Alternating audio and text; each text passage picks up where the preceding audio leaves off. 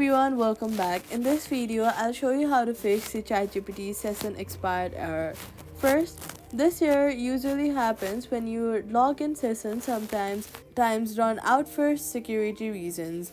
Simply refresh the page or swipe up from the bottom of your screen, look for ChatGPT, swipe it away, closing it completely, wait for a few hours and reopen it. Then log in again.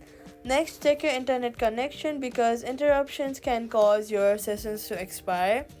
Now, if you're using a browser, clear cache and cookies and then log in again. This helps remove old session data. Then, avoid staying inactive for too long while using ChatGPT, as inactivity can automatically log you out. Then, you can also try logging in from a different browser or device to see if the issue is device specific. If the problem keeps happening, it may be due to server issues, so wait a few minutes and then try logging in again later.